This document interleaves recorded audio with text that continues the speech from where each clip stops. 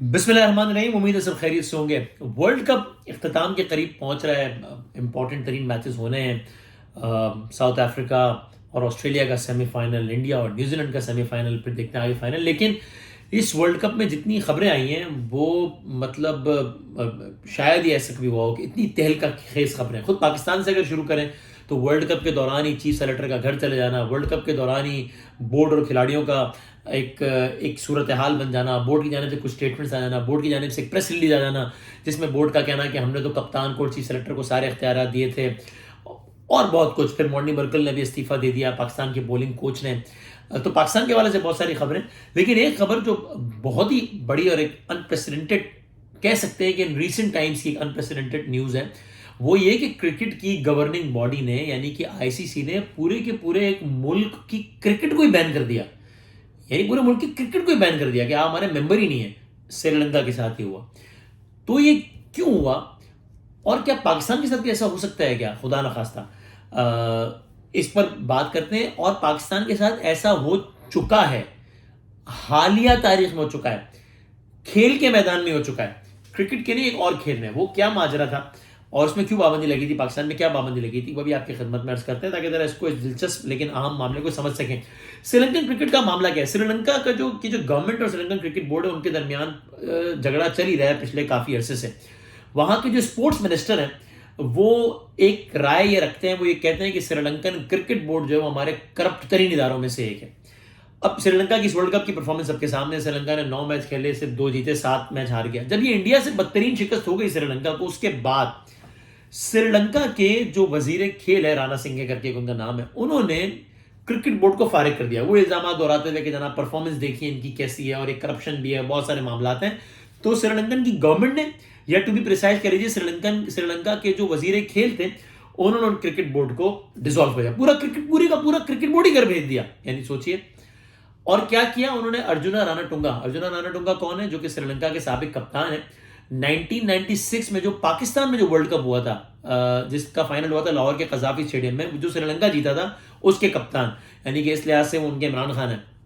ہمارے ہاں ایک ہی ورلڈ کپ ہم جیتے 92 میں، اس کے کپتان عمران خان. سری لنکا بھی ایک ہی مرتبہ جیتا 96 میں، اس کے کپتان ارجنا رانا ٹنگا. وہ بھی ایک سیاست میں بھی وہ کچھ ہے، ان کی فیملی بھی.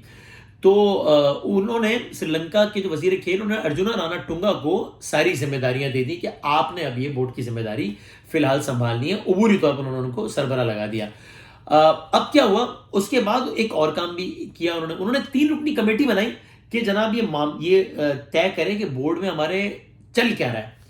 آئی سی سی اس معاملے میں کودا، انٹرنیشنل کرکٹ کونسل. اس نے کہا کہ بھائی جان، ہر ملک کا جو کرکٹ بورڈ ہے اس کو ایک انڈیپینڈنٹ بورڈ ہونا چاہیے، اس کو حکومتی اثر سے آزاد ہونا چاہیے، اور اس لیے آپ یہ 3 رکنی کمیٹی آپ نہیں بنا سکتے چونکہ یہ گورنمنٹ جو ہے یہ بورڈ پر، سری لنکا کی گورنمنٹ سری لنکا کے بورڈ میں انفلوئنس کر رہی، تو یہ 3 رکنی کمیٹی نہیں بنا سکتے آپ.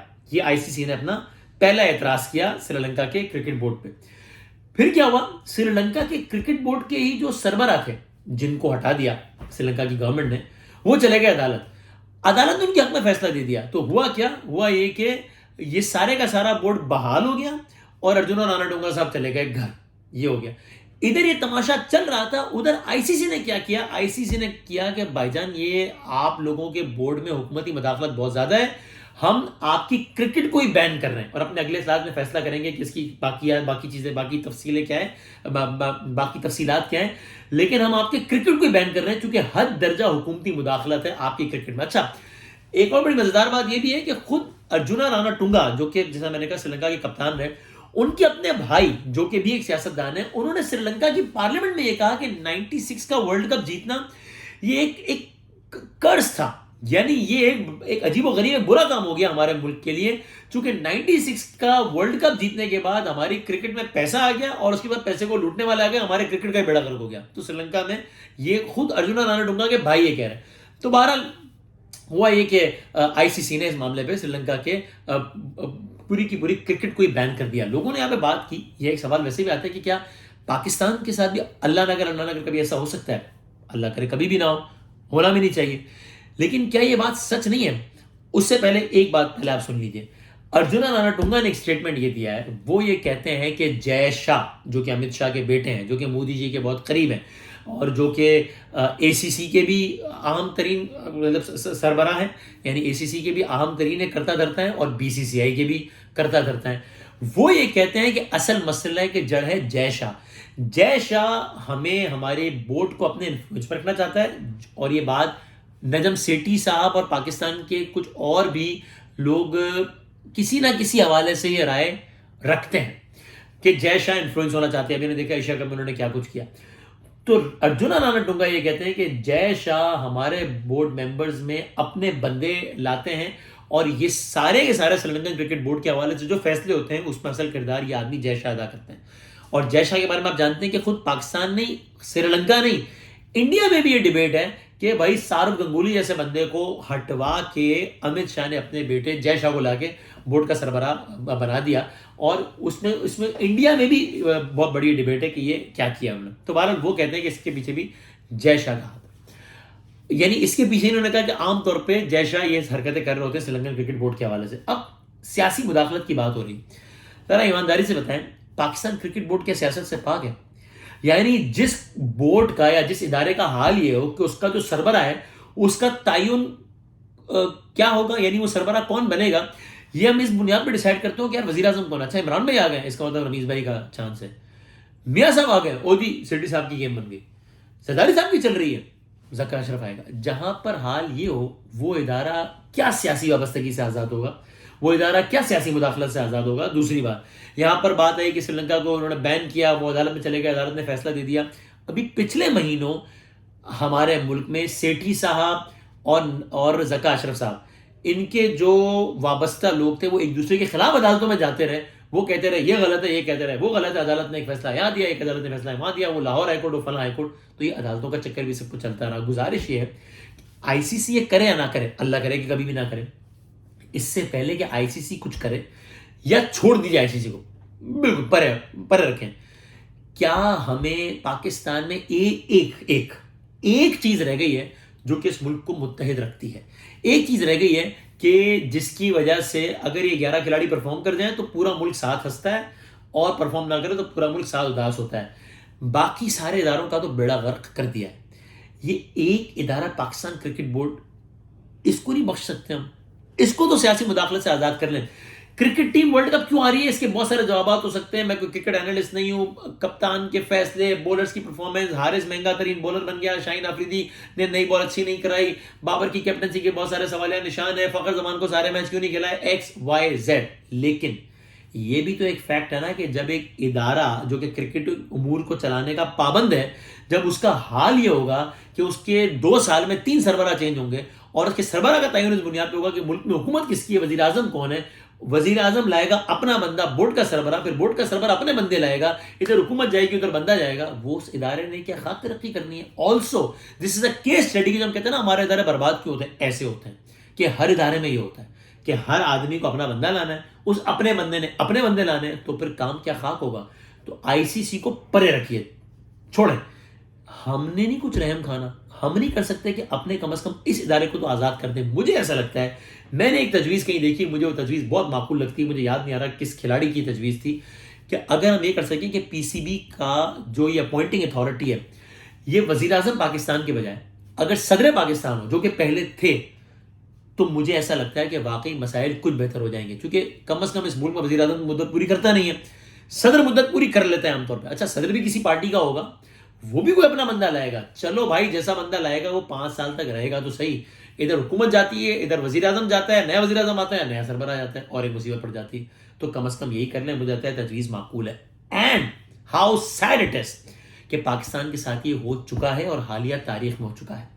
فٹ بال دنیا میں کرکٹ سے زیادہ، دنیا میں سب سے زیادہ کھیلا جانے والا جو کھیل ہے یعنی کہ فٹ بال، فیفا نے، how embarrassing it is, FIFA نے پاکستان فٹ بال فیڈریشن کو بین کیا. اور یہ کیا کیا ہے فیفا نے جو کہ of course international football federation ہے، پاکستان فٹ بال فیڈریشن کو 4 سالوں میں 2 مرتبہ بین کیا، 2 مرتبہ پابندی لگائی. اور کیوں لگائی؟ تھرڈ پارٹی انٹرفیئرنس کی وجہ سے. یعنی کہ کیا ہوا، گروپ آف آفیشلز جو کہ فیفا سے منظور شدہ نہیں تھا، وہ عدالت کے فیصلے ویسے لے کر آ گیا، اس نے چارج سنبھال لیا. فیفا نے کہا کہ یہ ہاسٹائل ٹیک اوور ہے، فیفا نے پہلے وارننگ دی اور پھر فیفا نے پاکستان فٹ بال فیڈریشن کو بین کر دیا. 15 مہینے کے بعد وہ بین ہٹا ہے. فٹ بال میں ہمارا حال یہ ہے, پتہ نہیں 197 نمبر پر ہے, پتہ نہیں دنیا میں پیچھے ملک ہی کتنے رہ گئے, اس میں بھی 197 نمبر پر ہے رینکنگ کے اعتبار سے فٹ بال میں. ابھی 2018 کے بعد ہم نے ابھی کمبوڈیا کو ہرایا, تو 5 سال کے بعد ہم نے کوئی انٹرنیشنل فٹ بال میچ جیتا ہے. پھر ہم حیران ہوتے ہیں کہ یہ ہماری ٹیمیں پرفارم کیوں نہیں کرتی یار, یہ ہمارے ادارے ترقی کیوں نہیں کرتے یار, یہ پی آئی اے نے سکھایا ایمریٹس کو, یہ ایمریٹس اتنا آگے کیوں نکل گیا. اس پر ہم آپ کی خدمت میں الگ سے ایک ویڈیو میں عرض کریں گے کہ جو آپ سنتے ہیں اور میں سنتا ہوں کہ پی آئی اے نے ایمریٹس کو بنایا, یہ کتنا سچ ہے اور اس میں کتنا مبالغہ ہے. اور آج ایمریٹس کہاں کھڑا ہے, پی آئی اے کہاں کھڑا ہے, اس کا صرف ایک ٹیزر ہی سن لیجیے جاتے جاتے. ایمریٹس نے ایک ملک نے نہیں, ایک ادارے نے جس کا نام ایمریٹس ہے, اس کا پچھلے سال کا جو پروفٹ ہے وہ ہے تقریباً $3 بلین. پی آئی اے کا کتنا نقصان ہے وہ آپ کو پتہ ہی ہے, وہ تو چھوڑ دینا. $3 بلین ایمریٹس کا پروفٹ ہے. اور یہ $3 بلین کتنا ہوتا ہے, اس کا اندازہ لگانے کے لیے کہ کتنا زیادہ ہے کتنا کم ہوتا ہے, اس کا اندازہ اس بات سے لگا لیجیے کہ یہ پچھلے دنوں جو ہم راضی ہو گئے پورا ملک الٹا کر دینے پہ, مطلب ہر چیز ماننے پہ راضی ہو گئے کہ آئی ایم ایف ہمیں پیسے دے دو, قسم سے ہم پیسے صحیح جگہ خرچ کریں گے, قسم سے جیسا آپ بولو گے ویسے کریں گے.